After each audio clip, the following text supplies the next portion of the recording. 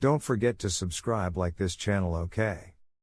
2024 Aston Martin DB12, out with the old, in with the new. That's the gist of Aston Martin's move to replace the DB11 with a new model, one the company prefers to call a Super Tourer rather than a Grand Tourer. Marketing grandeur aside, the 2024 Aston Martin DB12 that has now been revealed to the world is indeed grander than the model it's replacing. There's no mistaking the new DB12 for anything but an Aston Martin, and the low and wide two-doors recognizable design is, well, by design. The grille gets bigger, the swept-back headlights have a new lighting signature, and the frameless side mirrors are smaller. The car's front and rear tracks are also wider, about 0.2 inch in front and 0.9 inch in back. On the nose of the car is Aston's recently revised winged logo, with the DB12 being the first production car it has appeared on. Welcoming the latest DB model also means saying goodbye to the twin-turbocharged 5.2-litre V12 that was previously available. Now, the sole engine choice, at least until Aston reveals a potential AMR performance variant, is a twin-turbo V8 with the same 4.0 litres of displacement as before. Also like before, the engine is still a hand-built unit sourced from Mercedes-AMG. However, Aston has unlocked a lot more power, mainly by adding larger turbos, revising the compression ratios, and completely overhauling the cooling system. The new and improved V8's peak output is 671 horsepower at 6,000 revolutions per minute and 590 pound-feet of torque between 2,750 and 6,000 revolutions per minute. Not only are those figures significantly higher than the prior V8's 528 horses and 513 pound-feet, but they're more than the old V12 too, which produced 630 ponies and 516 pound-feet.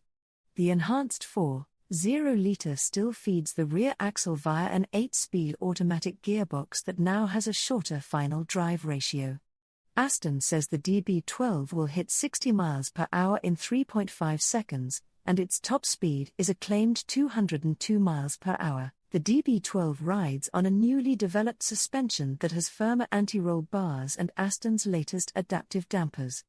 They support a set of 21-inch wheels inside specially developed Michelin Pilot Sport S5 summer tyres, size 275/35 at 21 in front and 315/30 at 21 out back. The rear rubber is also better controlled by the introduction of an electronic rear differential the company says can almost instantly go from fully open to fully locked. The DB12's front wheels are directed by an updated electronic steering system that brings a non-isolated steering column that Aston says improves feel.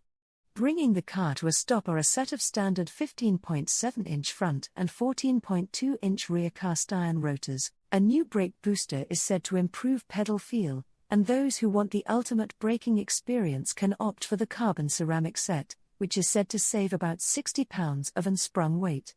Along with the DB12's revised chassis, its bonded aluminum structure is said to be 7% stiffer, a byproduct of improvements made to the car's underbody braces. Since the DB12 is intended to be more than a Grand Tourer, it's billed as a Super Tourer. Mind you, it must have an interior to match that mission. While we can't comment on its legroom or headroom, nor can we say how comfortable or uncomfortable the driving position is until we get to climb inside one, the pictures suggest the cabin will be more livable than before. The expensive materials and endless customization available through Aston's Q program are a given, but the DB12's interior also appears to have improved ergonomics. The dashboard design is cleaner, and it looks like there could be more cubby space based on the opening below the center stack. A host of physical switchgear, including rollers for volume and HVAC controls as well as a stubby electronic shifter, is located on the incline between the cup holders and the infotainment system. The latter also looks much improved over the old Mercedes-sourced setup. Aston's new in-house infotainment system features a 10.3-inch touchscreen and comes with wireless Apple CarPlay and Android Auto. The onboard navigation features 3D mapping and an online connection, but we think the smartphone mirroring will be the default for getting directions for most users.